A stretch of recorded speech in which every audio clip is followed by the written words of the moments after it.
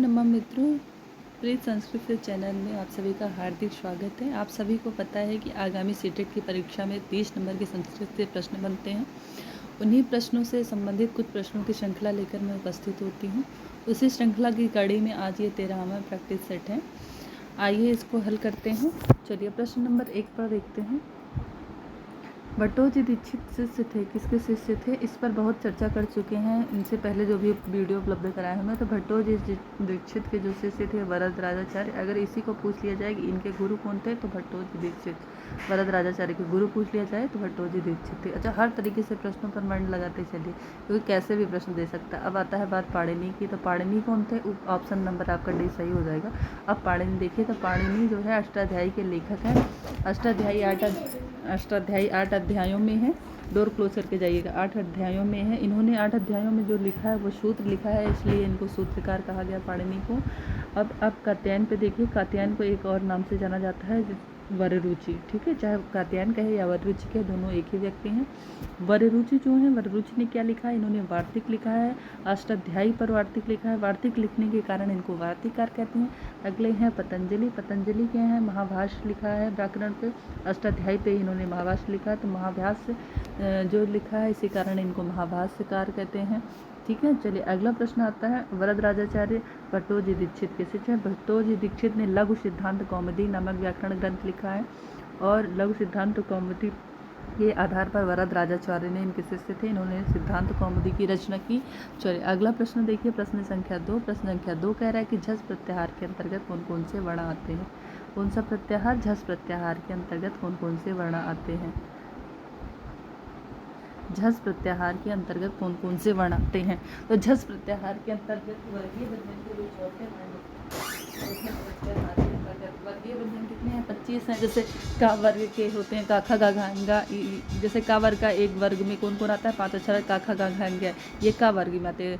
अच्छा जा जाएंगे, ये चा वर्ग में आते हैं। इसी तरह जो वर्गीय व्यंजन हैं उन व्यंजनों का वर्गीय व्यंजनों का जो चौथे वर्ण होते हैं वो झस प्रत्याहार के अंतर्गत आते हैं। तो देखिए चौथा कौन है? झा भाई घट दस, ये झस प्रत्याहार के अंतर्गत आते हैं। देखिए झा भाई और घट दस से लेके सूत्रों को इसमें मिलाया जाता है, झस प्रत्याहार के अंतर्गत आते हैं। इसमें 5 वर्ण आते हैं कुल। चलिए ये पूछ लिया कि झा भाई घट दस किस प्रत्याहार के हैं? तो झस प्रत्याहार के हैं। चलिए ऑप्शन नंबर ए इसका सही होगा। प्रश्न 2 का ऑप्शन नंबर 2 सही होगा। हाँ, चलिए देखिएगा सिक्का गिरने न पाए। अगला प्रश्न देखिए, प्रश्न संख्या 3। प्रश्न संख्या 3 कह रहा है कि ओ औ का उच्चारण स्थान क्या है? तो ओ औ तो कंठोष्ठ है। इनका उच्चारण स्थान क्या है? कंठोष्ठ है। वकार से दंतोष्ठ हो, दंतोष्ठ यदि वह पूछे तो उसका उच्चारण स्थान दंतोष्ठ है सूत्र के हिसाब से। और उच्चारण भी करके देखेंगे तो ओ औ देखिए ओष्ठ भी आ रहा है और कंठ का भी यूज हो रहा है। अगला प्रश्न है सुप्तिगंतम रिक्त स्थान पूर्ति कीजिए। तो सुप्तिगंतम यानी सुबंत और तिवंत वाले शब्द को हम लोग पद कहते हैं। जैसे राम है, अगर राम में रामा कर दिया गया रूप चला करके तो ये क्या हो गया? पद हो गया। अब इसको पद कहेंगे। जब ये राम था तो ये प्रतिपादिक था, लेकिन रामा है तो यहाँ पे एक पद बन गया। अब देखिए सुप प्रत्यय कितने होते हैं ये पूछ सकता है। तो सुप प्रत्यय 21 होते हैं, और तिंग प्रत्यय कितने होते हैं? तिंग प्रत्यय 18 होते हैं। 9 परस्मय पद के और 9 आत्मनेय पद के। चलिए अगला प्रश्न देखिए, प्रश्न संख्या 5। गंगाधर उर्मी संधि से बनेगा। गंगाधर उर्मी संधि से बनेगा, क्या बनेगा? तो देखिए आ धन ऊ मिलकर ओ बनता है, ऐसा गुण संधि का नियम कहता है। तो देखिए ओ कहाँ है? गंगाधन ऊर्मी बराबर गंगोर भी बनेगा। और इसमें कौन सी संधि अगर पूछा जाए संधि का नाम तो ये गुण संधि है। इसका यदि सूत्र पूछ लिया जाए तो इसका सूत्र है आद गुड़ा, आद गुड़ा। ठीक है, चलिए अगला प्रश्न देखिए, प्रश्न संख्या 6 कह रहा है कि यण संधि का उदाहरण है।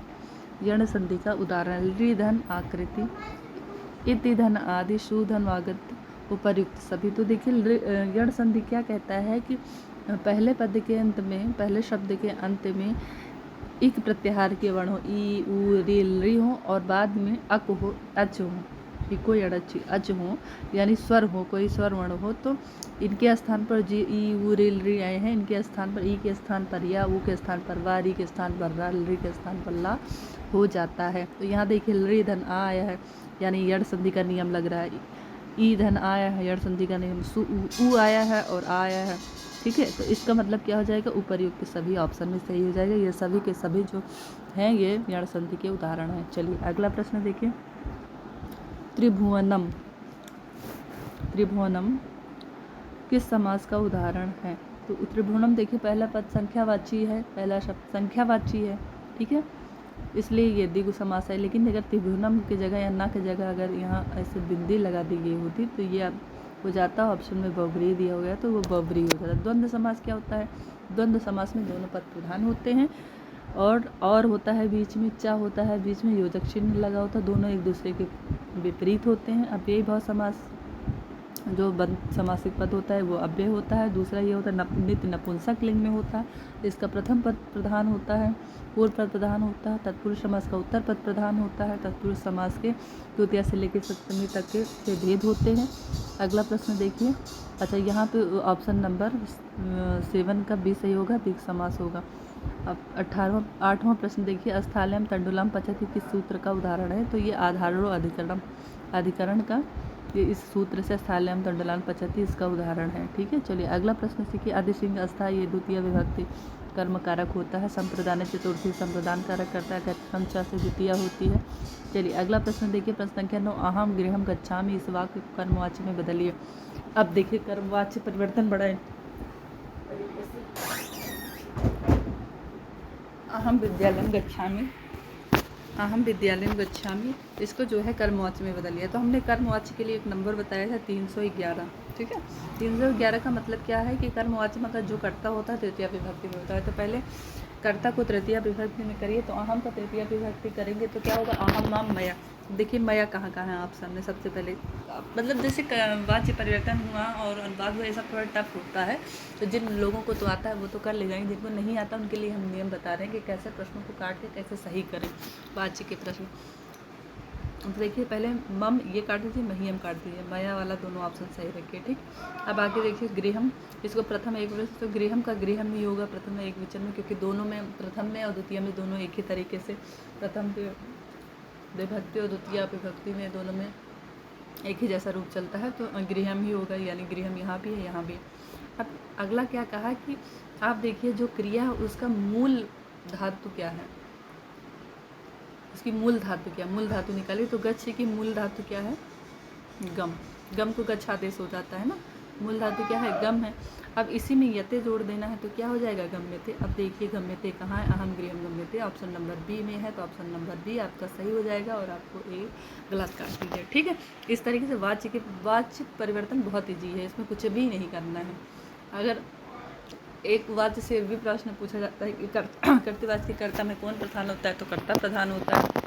कर्तृवाच्य के कर्ता क्रिया किसके हिसाब से चलती है, तो भाई कर्ता के हिसाब से चलती है, कर्ता उसका मालिक है। तो कर्मवाच्य क्रिया जो है किस विभक्ति में, तो वो कर्म के हिसाब से होती है, और कर्मवाच्य में कर्म प्रधान होता है, कर्मवाच्य के कर्ता में तृतीया विभक्ति लगती है, भाववाच्य में कर्ता में तृतीया होती है, और भाव में जो है यते जुड़ जाते हैं मूल क्रिया से, आसान ट्रिक से। इस तरीके से देखिए, और भाववाच्य में भी कभी भी कर्मवाच्य से कभी भी भाववाच्य नहीं बनेगा, कर्तृवाच्य से भाववाच्य भी बनेगा, कर्तवाच्य से कर्मवाच्य भी बन जाएगा, लेकिन कर्मवाच्य से भाववाच्य में परिवर्तन नहीं होगा, और भाववाच्य से कर्मवाच्य में परिवर्तन नहीं होगा। और वाच्य कितने हैं, 3 हैं। चलिए अगला प्रश्न देखिए, प्रश्न संख्या 10, प्रश्न संख्या 10 पर आते हैं। प्रश्न संख्या 10 क्या कह रहे हैं,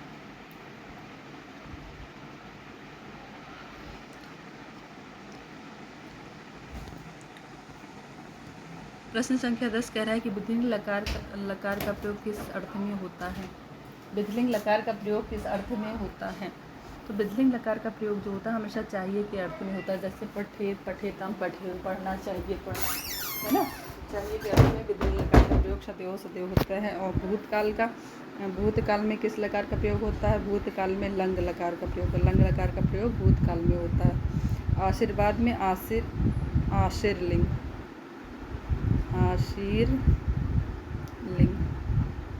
ठीक है। अब भविष्य काल के लिए लृट लकार, कौन सा लकार, लृट लकार, ऐसे लृट लकार का प्रयोग होता है। चलिए अगला प्रश्न देखिए, प्रश्न संख्या 11, प्रश्न संख्या 11 कह रहा है कि युष्मत शब्द का प्रथम विभक्ति बहुवचन में रूप बनेगा। तो आहा, त्वम, यूयाम, यूयम, क्या बनेगा बहुवचन में, यूयम बनेगा। त्वम, त्वाम, त्वया, तुभ्यम, त्वत्, तव, त्वम त्वाम त्वया तुभ्यं त्वत् तव रे त्वत्, ये पंचमी विभक्ति में बनेगा, है ना। चलिए अगला प्रश्न देखिए, प्रश्न संख्या 12। तो संख्या 12 कह रहा है कुमार संभवम के लेखक कौन है। तो कुमार संभवम किसने लिखा है? कालिदास ने लिखा। कुमार संभवम में अगर पूछा जाए कि कितने सर्ग हैं तो 17 सर्ग हैं। इसमें किसका वर्णन है? तो पार्वती शिव कार्तिकेय का वर्णन है। कार्तिकेय के द्वारा तारकासुर का वध किया जाता है। इतना संक्षेप में आप जाने रही हैं। आप चल देखिए, तुलसीदास ने, तो ऑप्शन नंबर आपका डी सही हो जाएगा। तुलसीदास ने क्या लिखा है? तो रामचरितमानस लिखा है। वाल्मीकि ने रामायण लिखा है। रामायण को ही चतुर्विंशति सहस्र संहिता भी कहते हैं, यानी 24,000 श्लोकों का समूह, ठीक है। और रामायण में 7 कांड है। रामायण में एक युद्ध कांड है जिसको जो है रामचरितमानस में क्या कहा गया? लंका कांड। उसी को रामायण में युद्ध कांड कहा गया। रामायण का सबसे बड़ा कांड जो है वो युद्ध कांड है। सबसे छोटा कांड जो है वो सुंदर कांड है। इतना जानते चलिए। आगे प्रश्न है, बिलो के पद में कौन से प्रकृति एवं प्रत्यय है? तो देखिए बी उपसर्ग लगा होगा जिनमें अगर कृत प्रत्यय से जुड़े हों, मतलब धातुओं से जुड़े होंगे, और बी उपसर्ग लगा होगा तो 99% उसमें लेप प्रत्यय होगा। देखिए बी उपसर्ग है इसमें, और बाद में यह भी है ना। और क्या है? धातु से जुड़ा हुआ है, तो इसके कारण क्या प्रत्यय होगा? लेप प्रत्यय होगा। अब देखिए लेप प्रत्यय कहाँ कहाँ? पहले में है लेप प्रत्यय और दूसरे में है लेप प्रत्यय। तो आंग का तो कहीं आगमन हुआ ही नहीं है ना। बी आंग का तो हुआ ही नहीं, तो इसलिए ऑप्शन नंबर आपका क्या सही हो जाएगा? ऑप्शन नंबर ए सही हो जाएगा। बी लोक धन लेप बराबर विलोप के होगा। ऑप्शन नंबर ए आपका सही हो जाएगा। चलिए अगला प्रश्न देखिए। तो प्रत्यय होते में भी थोड़ा ध्यान देने की ज़रूरत है, बहुत कठिन नहीं। अगर थोड़ी बहुत शॉर्ट ट्रिक आप अपना लिया ना तो प्रश्न तो हल ही कर देंगे, 1-2 नंबर का होगा। तो निम्नलिखित में से अब उसको छोड़ देना जो है, छोड़ देना कहीं की बुद्धिमानी नहीं है। जैसे प्रत्यय वगैरह हम टच ही ना करें, तो संधि समास ये सब हम पढ़ें ही ना, तो ये बुद्धिमानी नहीं है। अगर उसको थोड़ा बहुत उस पर आप नॉलेज रख लेंगे ना तो थोड़ा सा आप अपना माइंड का भी इस्तेमाल करके ऑप्शन सही कर सकते हैं, मेरा ऐसा मानना है। इसलिए सिलेबस को पूरा टच करना चाहिए हमेशा, कोई भी पार्ट उसका छूटने न पाए, भले ही उसको हम संक्षेप में पढ़ें, ट्रिक के माध्यम से पढ़ें। चलिए प्रश्न संख्या 14 कह रहा है कि निम्नलिखित में अव्यय पद चुनिए। अकस्मात, अचिरम, अद्यव, उपर्युक्त। सभी तो देखिए अकस्मात भी अव्यय है, अचिरम भी, अद्यव भी अव्यय है, इसलिए उपर्युक्त सभी सही हो जाएगा। चलिए ऑप्शन नंबर डी सही हो रहा है। प्रश्न संख्या 15 देखिए कि 6 को संस्कृत में क्या कहते हैं? तो 6 के संस्कृत में षट कहते हैं। और एक चीज़ और जानिए, 16 को पूछा जाता है तो 16 को कहते हैं सोडत। सट 10 नहीं कहेंगे, बल्कि क्या कहेंगे? सोडस कहेंगे। ये भी बहुत पूछा जाता है। एक और है कि 86 को संस्कृत में क्या कहेंगे?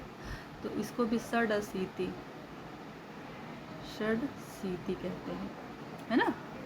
हाँ ये भी जानिए। और कई जगह, और जैसे 36 है तो जो है 36 है तो 60-63 कहेंगे, 60-63 तो घंटा लगेगा। लेकिन 86 हो, 16 हो, इन सब में जो है षड लगता है। चलिए अगला, यहाँ भी पूछा गया था 6 को, तो यहाँ 6 को कहेंगे षट कहते हैं 6 को। अगला प्रश्न देखिए, प्रश्न संख्या 16। प्रश्न संख्या 16 कह रहा है कि अंगूर अनार को क्रमशः संस्कृत में क्या कहते हैं? तो अंगूर और अनार देखिए जिस क्रम में हिंदी में दिया गया उसी क्रम में संस्कृत में भी उसका अनुवाद क्या होगा, यही लगाइएगा। कभी कभी क्या होता है कि उत्तर तो सही रहता है, वो आगे पीछे कर देते हैं। जैसे अनार को पहले लिख दिया संस्कृत में और अंगूर को बाद में, तो हम जल्दबाजी में ऑप्शन मार देते हैं। तो इस बात का भी ध्यान रखिएगा। तो पहले अंगूर दिया गया है, तो देखिए अंगूर का कहाँ पहले सही है? दाड़िमम और द्राक्षा। देखिए द्राक्षा और दाड़िमम ऑप्शन नंबर बी भी सही है। और अक्सर गलत वाला ऊपर कर देते हैं कन्फ्यूजन वाले विकल्प को, ताकि फट से मतलब लगा दे। कुछ चीज़ें जो है धैर्यता का, कुछ क्वेश्चन तो हमारी धैर्यता के उस पर डिपेंड करता है कि हमने कुछ क्वेश्चन तो धैर्यता के आधार पर गलत हो जाते हैं। अगर यहाँ धैर्यता बढ़ती है और जल्दबाजी की, वहीं प्रश्न गलत होने लगता है। तो वो गलत कराने के चक्कर में ज़्यादा आयोग रहता है, प्रश्नों का लेवल इतना कठिन नहीं करता है। इसमें देखिए जो दाड़िमम है, अंगूर का मतलब होता है दाड़मा, और द्राक्षा मतलब होता है क्या? अनार होता है। तो प्रश्न संख्या 16 का ऑप्शन नंबर देखिए अब जैसे यहाँ हम ही कन्फ्यूज हो गए। अंगूर को कहते हैं द्राक्षा, द्राक्षा फल कहते हैं अंगूर को, और दाड़िमम किसको कहते हैं? अनार को कहते हैं। तो यहाँ ऑप्शन नंबर आपका बी सही होगा। मतलब बताने के चक्कर में हम खुद ही गलत कर दे रहे हैं। चलिए अगला प्रश्न देखिए, ऐसे ही होती हैं गलतियाँ एग्जाम में भी। 1 अरब को संस्कृत में क्या कहते हैं? 1 अरब को, ये भी देखिए बहुत अच्छा प्रश्न है। 1 अरब को संस्कृत में कहते हैं अर्बुदम। क्या कहते हैं? अर्बुदम। 1 अरब को संस्कृत में अर्बुदम कहते हैं। चलिए नमो नमः मित्रों, पुनः उपस्थित होते हैं एक नए श्रृंखला के साथ, नए जोश के साथ, नए उमंग के साथ, नए क्वेश्चंस के साथ और नए ट्रिक के साथ। आशा करती हूँ कि हमारे द्वारा बताए जा रहे क्वेश्चंस को आप हल कर रहे होंगे और आपके पास जो भी सामग्री उपलब्ध होगी उनसे मिला रहे होंगे और अपनी तैयारी को जहाँ आप गलती कर रहे हैं उनकी तैयारी उनको पुनः एक बार रिवाइज कर रहे होंगे। और आखिरी में मैं एक चीज़ कहूँगी कि यदि आपको मेरे चैनल में लगता है कि कुछ मिल रहा है, कुछ प्राप्त हो रहा है और लाइक सब्सक्राइब शेयर करने लायक है, तो कृपया अपने हाथों का इस्तेमाल करिए और सब्सक्राइब की बटन को ऑन करिए। नमो नमः। नमः।